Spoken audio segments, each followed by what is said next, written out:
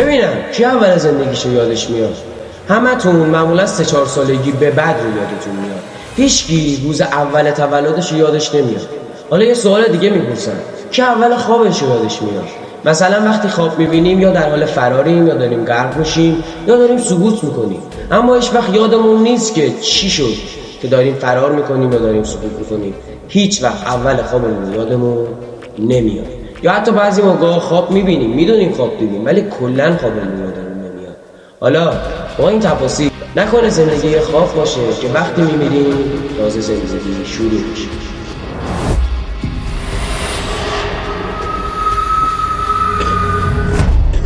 نه کی گفته؟ من یادم. یادت میاد؟ تعریف کن.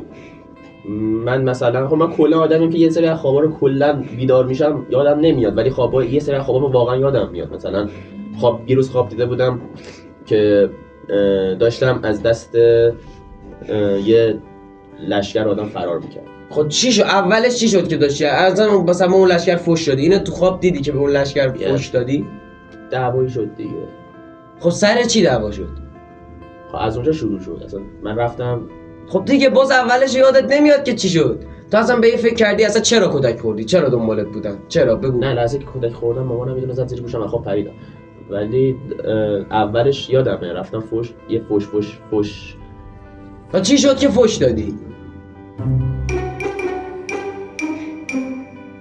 بس اولش یادت نمیاد دیگه. اوکی. تو چرا تو ویدیوهای من عادت داری ادو گوسفندا رو در بیاری؟ آقا خب توهین میکنه. ببین اصلا خواب بندازیم کنار. اصلا لحظه تولده. خب ببین مغز انسان در زمان کودکی حافظه‌اش هنوز اونقدر شکل نگرفته تا بخواد همه این چیزا رو به خاطر بسپره. به خاطر همین منطقیه که یه سری چیزا رو یادش نیاد. ببین مثلا خودمون رو مثال بزنیم، من الان مثلا 20 سالمه، من ممکنه یه دونه خاطره خیلی خوب داخل 13-14 سالگی من یادم نباشه، چه برسه حالا زمان کودکیم. خب ولی ببین باز از 13-14 سالگی یه چیزایی یادته. آره. ولی از اون همون یه چیزی هم یادت نمیاد. خب اگه بخوایم منطقی برخورد کنیم، همونطوری که من از 13-14 سالگی یه چیزایی یادم نمیاد، یعنی حافظه من یه سری چیزا رو پاک میکنه. یه سری چیزا میره تو حافظه کوتاه مدت، یه سری چیزا میره تو حافظه بلند مدت. به خاطر همین اون چیزایی که تو حافظه کوتاه مدت ماست بعد یه زمان پاک میشه. ببین زمانی که ما به دنیا میایم حافظمون هنوز اصلا کلا سلولای بدنمون، حافظمون هنوز اونقدری شکل نگرفته تا بخوایم برگردیم بگیم که ما همه چی رو باید به خاطر بسپریم. تازه مثلا از سن 3-4 سالگی، 5 سالگی، 4 سالگی تازه این شروع میکنه به شکل گیری و از اونجا به بعد منطقیه که تو یادت بیاد. وگرنه غیر منطقیه. خب آره، ولی خب چرا اول خوابمون هم یادمون نمیاد؟ چرا اصلا باید روز تولدمون حتی یه چیزای کوچیک هم یادمون نمونه؟ یعنی چرا حافظه ما تک تک اون لحظات رو پاک کرده ولی از 3-4 سالگی خوب یادمونه چه اتفاقایی افتاده؟ مثلا من خوب روز تولدمو یادمه با جزئیات کامل تو 3 سالگی 4 سالگی. خب ببین معمولا یه نظریه هست که میگه مغز انسان اتفاقات بد و بیشتر به خاطر میسپاره تا اتفاقات خوبو، چون اتفاقات بد واسه مغز یه جورایی مثل هشدار یا خطر میمونه، به خاطر همین سریعتر وارد حافظه انسان میشن. خب به خاطر همینه ما اکثر خوابایی که میبینیم و یادمون میاد لحظه‌ای که داریم فرار میکنیم، لحظه‌ای که داریم یه اتفاق بد واسمون میفته، لحظه‌ای که داریم غرق میشیم، لحظه‌ای که داریم سقوط میکنیم. دقیقاً خاطراتی هم که من از بچگی یادم میاد یه جورایی بیشترش اکثریتش خاطرات بدم که دارم یادم میاد. دعوای خانوادگی، لحظه‌ای که داشتیم تصادف می‌کردیم، یا معمولا چیزا یادم میاد که باعث خطر یا هشدار شده واسم.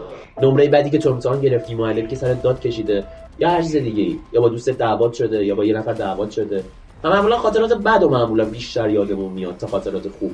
منم احساس میکنم خوابم همین جوریه. در واقع تو خواب به خاطر همین اول خوابت یادت نمیاد، به خاطر اینکه تو لحظه اول خوابت اتفاق بدی واسط نیفتاده که تو بخواد مغزت حالت آلارم یا هشدار داشته باشه که اون لحظه رو به خاطر بسپری. به خاطر همینه که ما از لحظه بد خوابمون رو همیشه یادمون میاد. خب باز به نظر من غیر منطقیه. کجاش؟ خب چرا باید اصلا چیزای بد بیشتر به یادمون بمونه؟ خب ببین من الان مثلا طی این صحبتی که با تو کردم، تو ممکنه مثلا وسط این دیالوگای من یه دونه کلمه رو یادت رفته باشه. خب یعنی اون تو حافظت نرفته، یا اگرم رفته سری پاک شده. ولی من الان اگه پاشم بزنم زیر گوش تو تا 10 سال دیگه این صحنه رو یادت میاد که من پا شدم زدم زیر گوش تو. چرا؟ این اتفاق بدی واسط افتاده. یا همین الان اگه اینجا آتیش بگیره، خدای نکرده، این لحظه رو مطمئنا هیچ وقت یادت نمیره، چون اتفاق بدی افتاده. اتفاق بد واسه ما یه جورایی مثل آلارم یا هشدار داره. مغز وقتی بفهمه یه چیزی در حال خطر انداختن جون ماست، خب سریع سلولا شروع میکنه به تولید کردن یه سری احساسات، یه سری خاطرات، یه سری چیزا. به خاطر همین سریع این موضوع میره تو یادمون و همیشه تو حافظمون هم میمونه. هرچند خیلی از اتفاقات بدم هستن که تو خاطراتمون نیستن، یادمون رفته. مثلا من شاید دعوای خانوادگی مثلا چندین سال پیشمو یادم باشه، ولی تک تک دیالوگ هایی که تو اون دعوا رد و بدل شده رو یادم نیست. صرفا یادمه یه دعوایی بوده، ولی خب یادمه که یه دعوایی بوده، ولی خب لحظه تولدم من تو خیلی از سال یادم نیست. یه سری نظریه هم از روانشناسا راجع به این موضوع، البته تقریبی نزدیک بهش هست. مثل کیا؟ مثل فروید، دگارت، بودیسم. خب اینا روانشناسا خیلی بزرگیه، واقعا سرش چرت و پرت وقت نمیذاره. آره. فروید میگه که خوابایی که ما میبینیم اون امیال سرکوب شده یا همون ضمیر ناخودآگاه ماست، بازتاب ضمیر ناخودآگاه، یعنی اتفاقاتی که ضمیر ناخودآگاه ما توش یه چیزایی رو سرکوب کرده یا از یه چیزایی ترس داره یا به خاطر اینه که ما اعتماد به نفسمون نداریم مثلا یه سری خوابا رو میبینیم. ولی دگارت میگه که شاید زندگی کلن یه خواب باشه، یعنی وقتی بیدار میشی تازه زندگی دوباره شروع میشه. که این نظریه رو بخوایم یه ذره مذهبی طورش هم بکنیم شاید واقعا همینه، چون تو دین ما اسلام میگه که خب این زندگی درست همینجوری داره پیش میره، ولی تو وقتی میمیری وارد دنیای تازه‌ای میشی که اونجا جاودانه زندگی میکنی. درسته؟ که تو قرآن و اینجور چیزا اومده، حتی خود خدا هم اینو گفته که تو وقتی میمیری تازه جاودانه میشی، تازه زندگی شروع میشه. از یه بهشت و جهنم میگی. آره دیگه. ولی خب یه نظریه دیگه هم هست راجع به تناسخ صحبت میکنه، میگه نه، زندگی جاودانه‌ای وجود نداره. وقتی میمیری وارد یه تن دیگه، وارد یه کالبد دیگه میشی و دوباره به زندگی کردن ادامه میدی. هیچی از زندگی قبلی تو یادت نمیاد، ولی یه سری تجربیاتو با خودت میبری. خب ببین ممکنه نظریه تناسخ هم درست باشه، ولی آخر این اما مثلا اون مذهب گرایان راجع به تناسخ هم ردش نکردن، ولی گفتن مثلا توی برمیگردی ولی یه سری ها بر نمیگردن.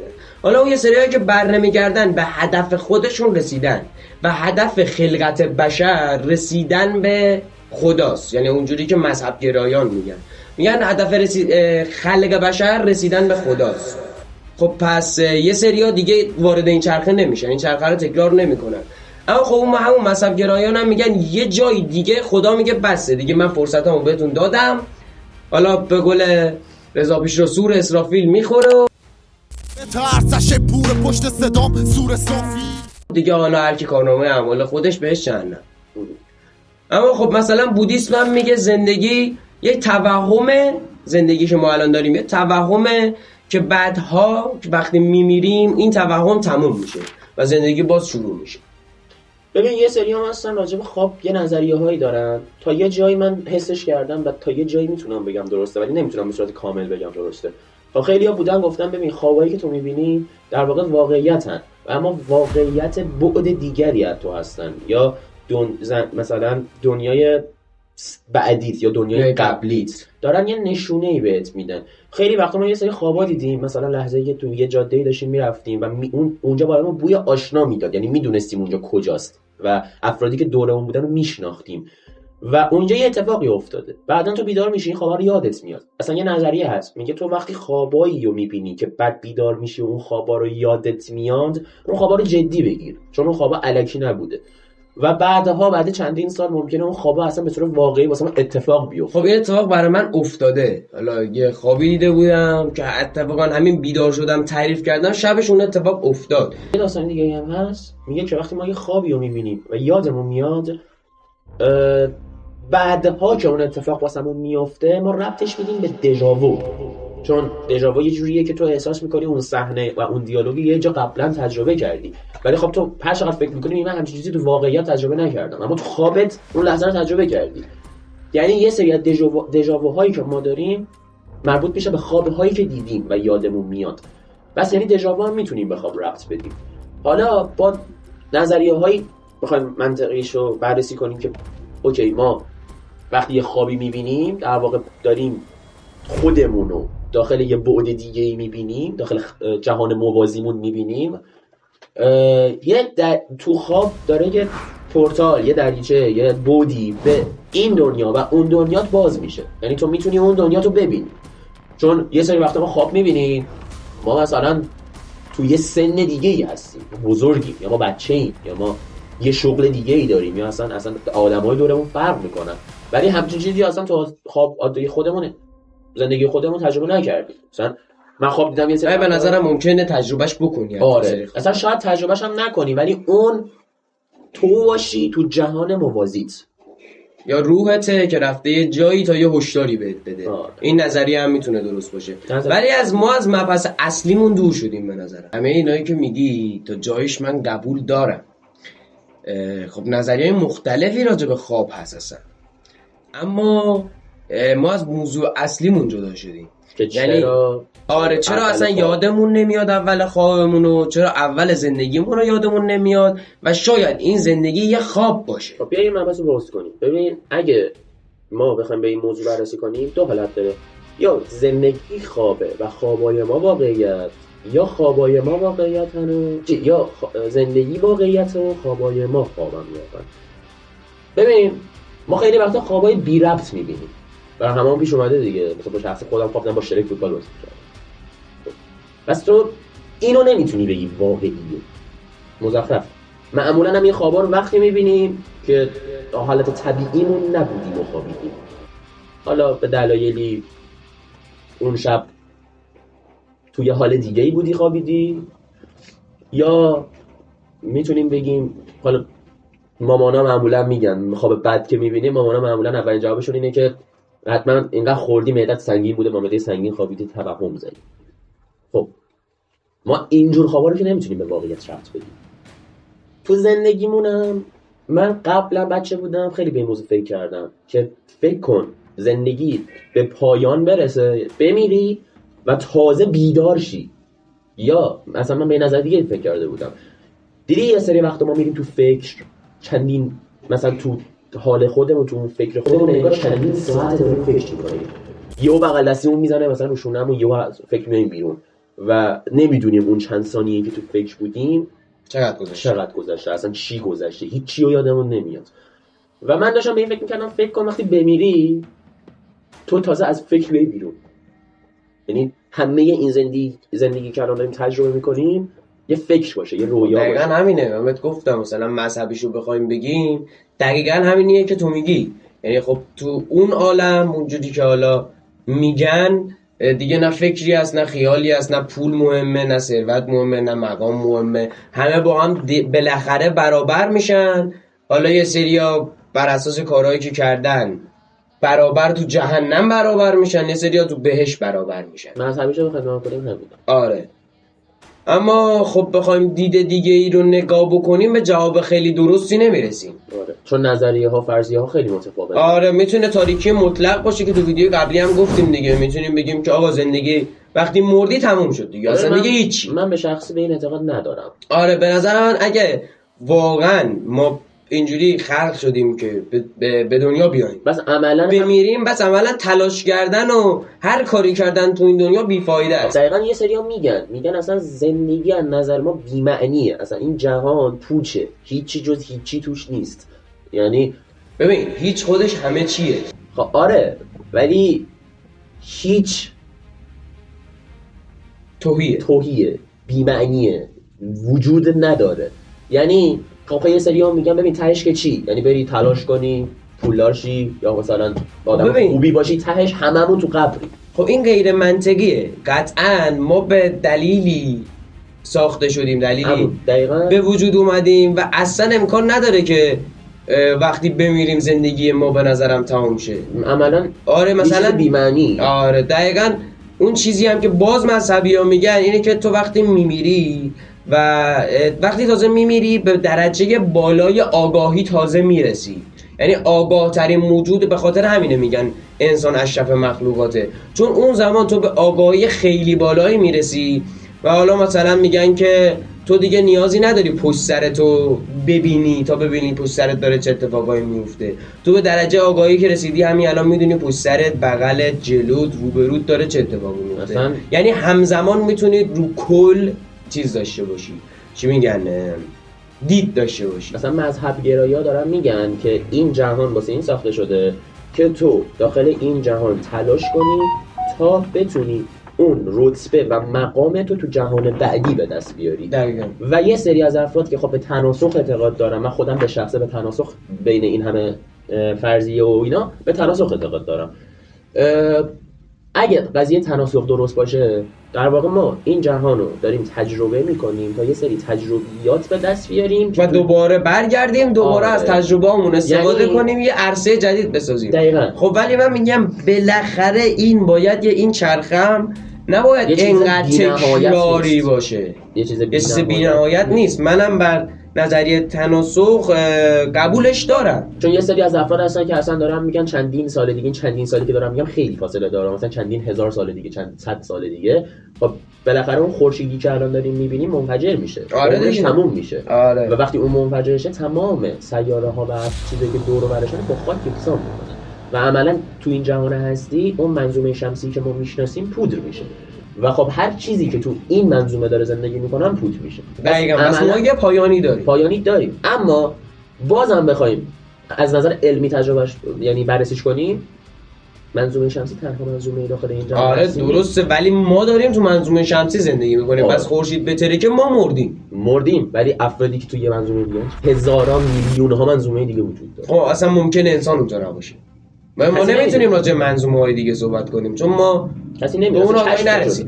آره دیگه نمیتونیم، شاید هم هیچ وقت نتونیم به اون درجه برسیم تا ببینیم مثلا تو کره های دیگه، تو منظومه های دیگه چه اتفاقی میفته، چون میلیاردها سال نوری با ما فاصله دارن و ما اگه بخوایم یا آدمو بفرستیم وسط راه میمیره و اصلا دوباره به هیچ با بهترین تجهیزات ممکنه حتی ماهواره ها هم نتونستن به اونجا برسن، چه برسه حالا. شاید اصلا نمیخوان که ما به اون آگاهی برسیم، شاید هم رسیدن و نمیخوان کسی متوجه. دقیقاً. همه اینا ممکنه.